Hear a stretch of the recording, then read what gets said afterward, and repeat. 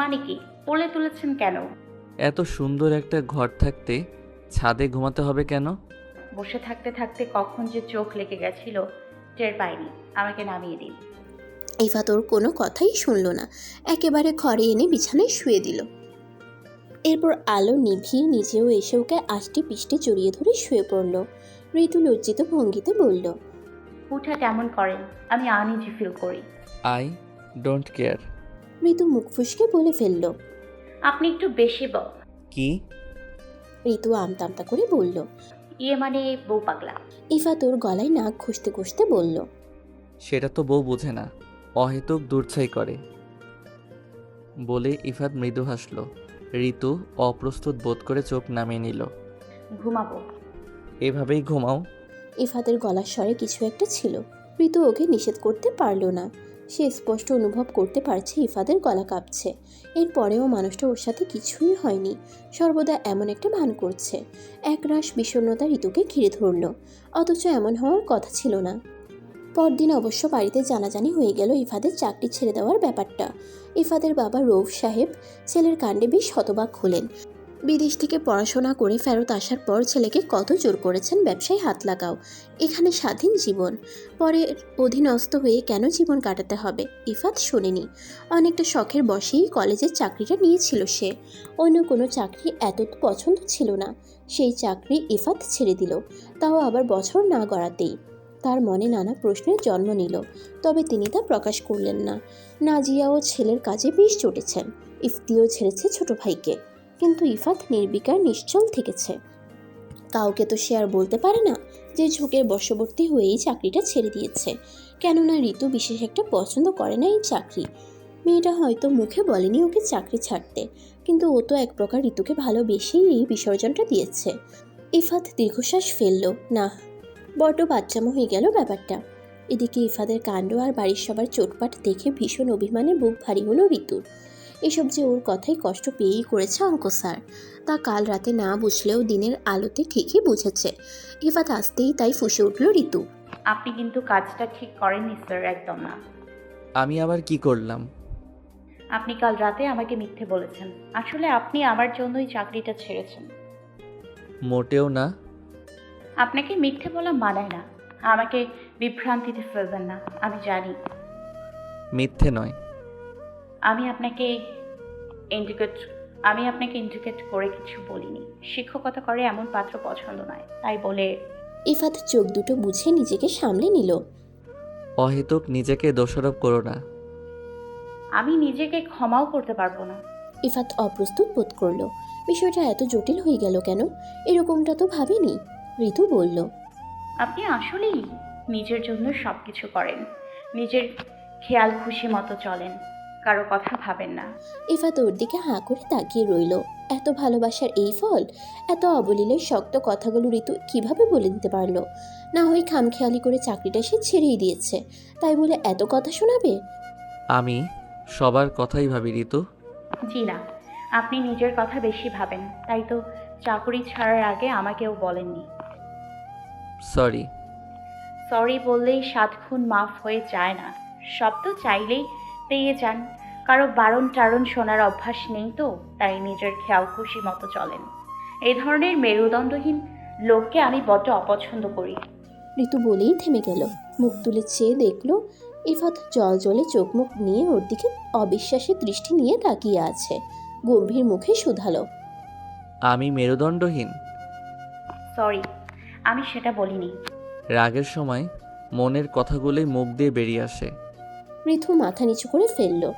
আমার আমার ইন্টেনশন তেমন ছিল না। স্বার্থপর, আত্মকেন্দ্রিক, মেরুদণ্ডহীন, চোখে আঙুল দিয়ে ধরিয়ে দেওয়ার জন্য থ্যাঙ্কস এ লট ঋতু। নিজেকে এতদিনে চিনতে পারলাম। ঋতু হতভম্ব হয়ে তাকিয়ে রইল। তখন মাথা কাজ করছিল না, রাগের মাথায় বলে ফেলেছে। ইফাত কি সিরিয়াসলি নিয়েছে কথাগুলো? ঋতু এগোতে চাইল ওর দিকে, কিন্তু হাতের ইশারায় ওকে থামিয়ে দিল ইফাত। শক্ত গলায় বলল, তুমি আমাকে এত নিকৃষ্ট মানুষ ভাবলেও আমার ভালোবাসা নিকৃষ্ট নয় ঋতু। তোমার সামনে আমি যতটা সহজ থাকতে পারি ততটা আর কারো সঙ্গে নই। এমনকি মা বাবার সঙ্গেও আমি এতটা ফ্রি নই। ঋতু অসহায় বোধ করল। ইফাত একটু থেমে আবারও বলল, আমার মা ভীষণ বিচক্ষণ। তোমাকে দেখে যখন আমার সব কিছু তুচ্ছ তাচ্ছিল্য লাগছিল, আমি কিন্তু একবারও তোমার কথা কাউকে বলিনি, এমনকি মাকেও না। অথচ মা বুঝে গেল। মুখ ফুটে কখনো কিছু না চাওয়া, এই আমার পছন্দের সব কিছুই যেমন তারা আমাকে এনে দিত, তেমনি তোমাকেও এনে দিল। আমি তাতে নিজেকে সৌভাগ্যবান ভাবলেও আমার মতো মেরুদণ্ডহীন কাপুরুষ কাউকে পেয়ে তুমি আমাকে নিছকই নিজের দুর্ভাগ্য ভাবো। তুমি আসলে আমার থেকে বেটার কাউকে ডিজার্ভ করো। Am I right? ঋতু চুপ করে রইল। গলার ভিতর থেকে শব্দ বেরোচ্ছে না, সবকিছু জট পাকিয়ে আসছে। ইফাত এবার গর্জন করে উঠল। আমি কি ঠিক বলছি? অঙ্ক স্যারের ধমক শুনে ঋতুর গলা শুকিয়ে গেল এবং ওর এই নতুন রূপ দেখে কেঁদেও ফেলল। ইফাত আর টু শব্দও না করে ঘর থেকে শটান বেরিয়ে গেল। দরজা বন্ধ করার জোরালো শব্দে কেঁপে উঠল ঋতু। সেদিনের পর ইফাত ঋতুর খুনসুটিময় সম্পর্কটা কেমন স্থবির হয়ে পড়ল। খুব গুরুত্বপূর্ণ কোনো দরকার ছাড়া দুজনের মধ্যে কথা তেমন হতো না। অবশ্য তখনই ইফাত হুঁ হ্যাঁ ব্যতীত বাড়তি কোনো শব্দ ব্যবহার করতো না, যার জন্য ঋতুর লজ্জায় অপমানে আর কথাও বলতে চায়নি। এর মধ্যে ঋতুর পরীক্ষা শুরু হয়, রেজাল্টও বের হয়ে গেল। এবার অবশ্য অঙ্কে ফেল করলো না ঋতু, যথেষ্ট ভালো নম্বর পেয়ে পাশ করলো সে। এর পেছনে রয়েছিল ইফাতের ওকে ধরে বেঁধে পড়াশোনা করানোর ক্রেডিট। কয়েক মাস কেটে গেল। এক ঘরে থেকেও দুজনের মধ্যে যোজন যোজন মাইলের দূরত্ব তৈরি হলো। দুজনের মধ্যে সব কিছু কেমন শীতল। এ পর্যায়ে এসে বাড়ির অনেকেই তা টের পেল, কিন্তু আগ বাড়িয়ে কেউ নাক গলাতে এলো না। ভাবলো স্বামী স্ত্রীর ঝগড়াঝাটি তো হয়ই, এতে তারা ঢুকবে কেন? কিন্তু অনেকগুলো দিন পেরিয়ে যাওয়ার পরও যখন এই অবস্থা চলতেই লাগলো, তখন নাজিয়া এসে ঋতুর সাথে কথা বললেন। ঋতু লজ্জিত ভঙ্গিতে জানালো তেমন কিছু বড় ব্যাপার নয়, সামান্য কথা কাটাকাটি। নাজিয়া ওকে বুঝিয়ে বললেন সামান্য কারণে এতগুলো দিন দুজনের মধ্যে শীতল সম্পর্ক ধারণ করাটা অনুচিত, যাতে সব ঠিকঠাক করে নেয় দুজন। এরপর তিনি ছেলের সাথেও কথা বললেন। ইফাত মায়ের কথা শুনলো, ভালো মন্দ কিছুই বলল না তখন। এর কদিন পরই আচমকা ইফাত বাড়িতে জানালো বিদেশে উচ্চশিক্ষা গ্রহণের জন্য তার ডাক এসে গেছে। শীঘ্রই সে ব্যাক করছে লন্ডনে। বাড়িতে সবাই এই খবরে হতভম্ব। নাজিয়া কাঁদতে কাঁদতে ছেলেকে বললেন, তুই তো ব্যাচেলর মাস্টার্স করে আসার পর বলেছিলি আর ফিরবি না, তাহলে এখন কেন?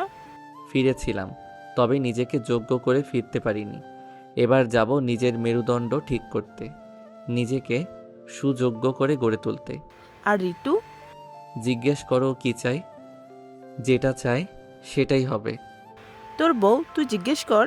ইফাত এক পলক ঋতুর দিকে তাকাতেই ঋতু হনহন পা ফেলে ঘরে চলে গেল। অসহ্য লাগছে ওর, সবকিছু অসহ্য লাগছে। ইফাত ঘরে এসে ওকে জিজ্ঞেস করলো, তখন চলে এলে কেন? আমি তো জিজ্ঞেস করছিলামই, তুমি কি চাও? আমার কিছু চাই না। সত্যি? উত্তর বদলাবে না। ঠিক আছে। আপনি আমার জন্য বাড়ি ছাড়ছেন স্যার? হুম, নিজের জন্য। কেন? যাতে কেউ আমাকে মেরুদণ্ডহীন স্বার্থপর বলতে না পারে। ঋতু যেন চিনতেই পারছিল না ইফাতকে। ও স্তব্ধ হয়ে বসে রইল। সামান্য একটা কথাকে কেন্দ্র করে মানুষটা এত বড় সিদ্ধান্ত নিয়ে ফেলল। কথার আঘাতটা কি বেশি ছিল তাহলে? ঋতু মনে মনে খুব অপরাধ বোধে ভুগল। ওর সবগুলো কথা ইফাত ঠিকই মনে ধরে বসে আছে, কিন্তু ঋতু ইন্টেনশনালি কিছু বলতে চায়নি। রাগের মাথায় ঝোঁকে বসে বলে ফেলেছিল, অথচ স্যার সব সিরিয়াসলি নিয়েছেন। ঋতু এতটাই নিজের আচরণে লজ্জিত হলো যে ও বুঝতে পারল না ইফাতকে কি বলবে। আর এজন্য ওদের ভেতরে দূরত্ব কিছুতেই কমলো না, বরং ক্রমশই বাড়ল। এর মধ্যে ইফাদের যাওয়ার দিন ঘনিয়ে এলো। চলে যাওয়ার আগের দিন রাতে ইফাত আবারও জিজ্ঞেস করলো ঋতুকে, তুমি কিছু চাও আমার কাছে? না তো। ঠিক করে ভেবে বলো। আমার সত্যি কিছু চাই না। ওকে। ঋতু আড়ষ্ট ভঙ্গিতে বলল। আপনার আমার কাছে কিছু চাওয়ার নেই? ইফাত মৃদু হেসে বলল, যেটা চাইবো সেটা তুমি দিতে পারবে না, সেজন্য বলবো না। ঋতু ভ্রুকুচকালো। কি এমন জিনিস যেটা আমি দিতে পারবো না? ভুল। দিতে পারবে বাট দেবে না, তাই বলতে চাচ্ছি না। ইফাত এটুকু বলেই আচমকা ঋতুকে বুকে টেনে নিল। ঋতু প্রথমে ছটফট করলেও একটা সময় পর আর বাধা দিল না, চুপ করে থাকলো। ইফাত অনেকক্ষণ পর ওর গালে কপালে চুমু খেলো, এরপর ছেড়ে দিয়ে বলল, সরি। বলেই ঘর থেকে হনহন করে বেরিয়ে গেল। ঋতু ঠাই দাঁড়িয়ে রইল। স্পষ্ট অনুভব করলো কথা বলার সময় ওর চোখ ছলছল করছিল, গলার স্বরও কাঁপছিল। পরদিন ইফাতকে বিদায় দিতে কাছে কিছু আত্মীয়রা এলো। বাবুল মিয়া, এজাজ আর ইশিস্তাও এলো। যাওয়ার সময় যতই ঘনিয়ে আসছে ততই বাড়ির সবার মুখ ভার হয়ে যাচ্ছে। নাজিয়া ইসলাম সারাটা দিন মনমরা হয়ে কাটালেন। ঋতুর শাশুড়ির চোখ মুখ দেখে বুঝতে পারল তিনি শক্ত থাকার চেষ্টা করছেন, কিন্তু পারছেন না। বারবার শাড়ির আঁচল দিয়ে চোখ মুছছেন। ঋতু অপ্রস্তুত বোধ করলো। কাছে গিয়ে বলল, মা, আপনি স্যারের কাছে যান। নাজিয়া ইসলাম অদ্ভুত চোখে তাকালেন ওর দিকে, কিছুটা শক্ত গলায় বললেন, তুমি ওর বউ, আমি মা। এ সময় পাশে থাকাটা কার বেশি গুরুত্বপূর্ণ? ঋতু কথা খুঁজে পেল না, আমতা আমতা করতে লাগলো। নাজিয়া ইসলাম উত্তর না পেয়ে চলে গেলেন। ঋতু শাশুড়ির যাওয়ার পানে তাকিয়ে রইল। রাত 12টায় ইফাদের ফ্লাইট। সন্ধ্যা হতেই বিদায়ের ঘণ্টা বেজে উঠল। সব গোছগাছ সেরে রেডি টেডি হয়ে সবার থেকে বিদায় নেবার পর ইফাত আর চোখে একবার ঋতুকে দেখল। এক কোণে দাঁড়িয়ে আছে জড়সড় হয়ে, চেহারায় অন্যরকম বিষণ্ণতা। ওর মনোভাব বুঝতে পারল না ইফাত। মেয়েটাকে সকাল থেকে দেখেইনি সে, দূরে দূরে থেকেছে, যেন ওর থাকা না থাকায় ঋতুর কোনো কিছুই যায় আসে না। ইফাদের ইচ্ছে করছিল ঋতুকে কয়েকটা থাপ্পড় দিতে, কিন্তু তা সম্ভব হয়নি। এই মেয়েটাকে সে অন্যভাবে শাস্তি দেবে, ভীষণ শাস্তি।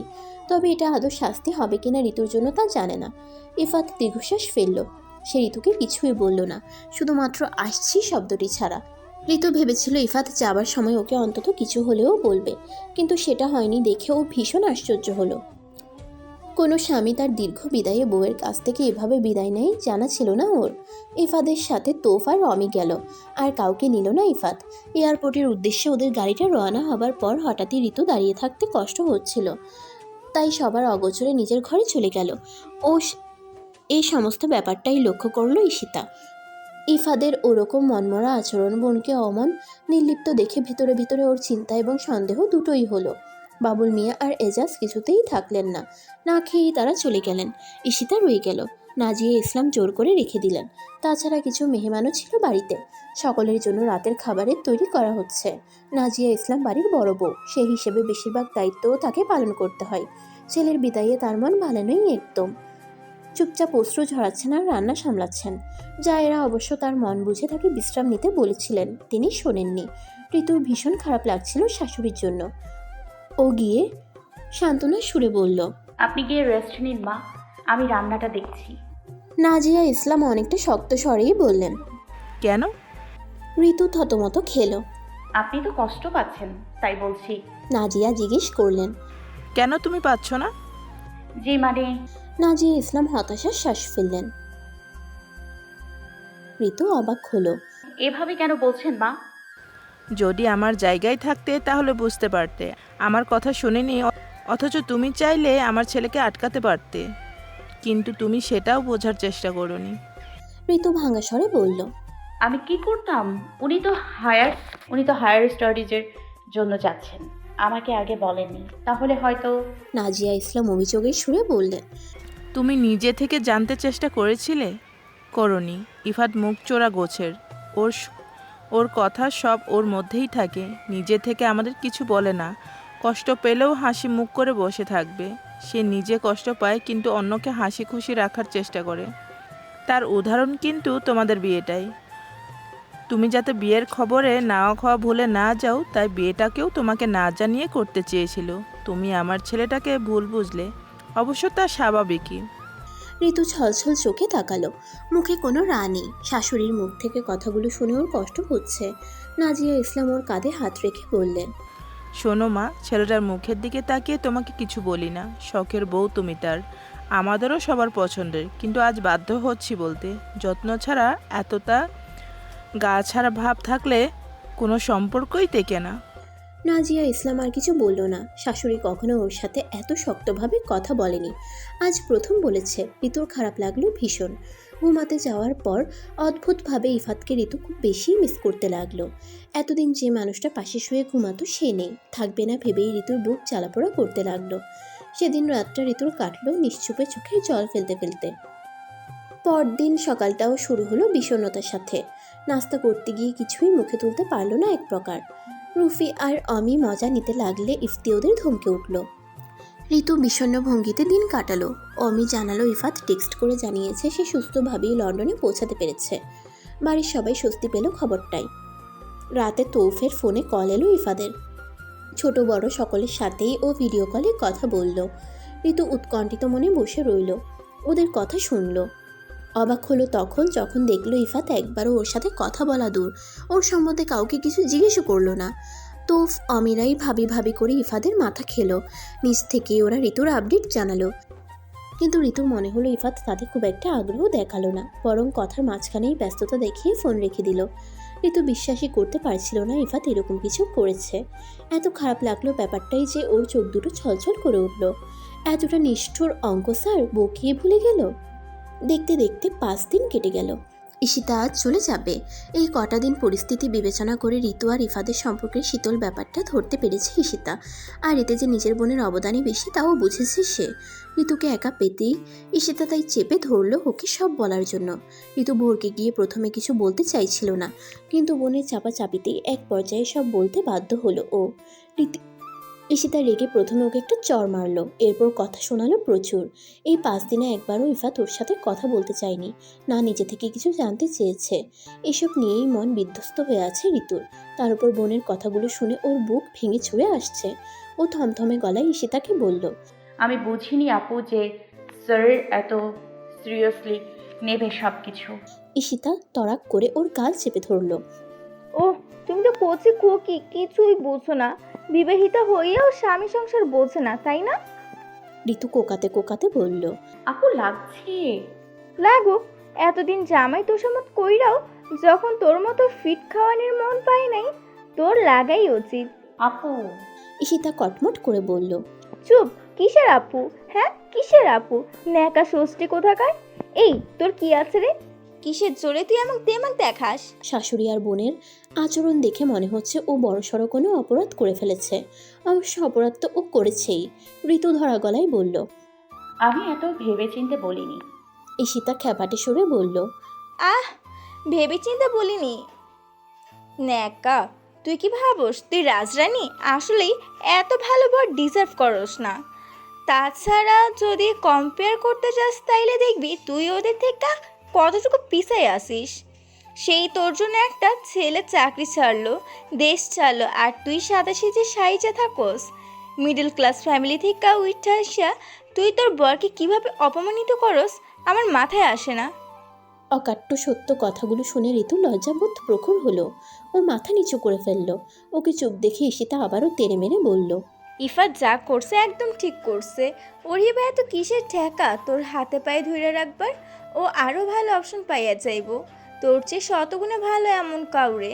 তোর মতো দেমাগি না থাকলে ওর কচুটিও যায় আসে না, অহংকারী মাইয়া কোথাকার।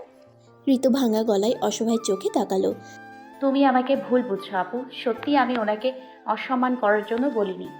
ঈশিতা দীর্ঘশ্বাস ফেলল, দুহাত মুঠোয় নিয়ে শান্ত গলায় বলল, শোন, বিয়ের পর স্বামীরাই সব। সেই স্বামীকে ভালোবাসতে না পারলেও অসম্মান করতে নেই। আর যে ছেলেটা তোর এত কেয়ার নিত, চোখে হারাইতো, সেই তো দিন শেষে তোর সব কিছু, তাই না? কেন এত অবহেলা করলি? এখন যদি জেদ কইরে ওই দেশ থেকে একটা বউ নিয়ে আসে বা ধর আর ফিরেই না আসে, তখন তুই কি করবি? ঋতু এবার আর কিছুতেই আবেগ নিয়ন্ত্রণ করতে পারল না। আচমকা শব্দ করে কেঁদে দিল। বড় আপু এসব কি আর কেন বলছে? অঙ্ক স্যার নিশ্চয়ই এরকম ছেলে না। ওকে রেখে নিশ্চয়ই অন্য কাউকে জীবনে চড়াবে না, কখনো না। 2 মাস কেটে গেল। ইফাত এখনো পর্যন্ত ঋতুর সাথে একবারও যোগাযোগ করেনি। এমনিতে বাড়ির সবার সাথে ওর কথা হয়। ঋতুর সামনেই তোফরা কথা বলে। ইফাত ভাই বোনদের আবদার অভিযোগ সব শুনে, হাসে, বকাঝকাও করে। ঋতু শুধু বসে বসে ওদের দেখে। ও অবাক হয় যখন দেখে ইফাত ওকে ছাড়া খুব খুশিই আছে। ঋতুর তখন চোখ ছলছল করে ওঠে, কিন্তু কিছুই প্রকাশ করতে পারে না। স্যার তো ওকে ভুলেই গেছে। অথচ এই মানুষটার জন্যই বাবুল মিয়া ওর সাথে রাগ। ঈশিতা এখনো ওকে ফোন করে ছাড়ে, খোঁচা মেরে এটাও বলে সুন্দর চামড়ার মেয়ে মানুষ ছেড়ে অহমিকায় ভরা ওকে মিস করতে ইফাদের বয়েই গেছে। ঋতুর মস্তিষ্কে এই কথাগুলোর প্রভাব বেশ ভালোভাবেই পড়ে। মনে তখন আজে বাজে নানান চিন্তা ভর করে। সেই দেশে সাদা চামড়ার সুন্দরী নারীদের বসবাস। ইফাদের আশেপাশেও সারাদিন এরাই ঘোরাফেরা করে। পুরুষ মানুষের মন ঘুরে যেতে কতক্ষণ।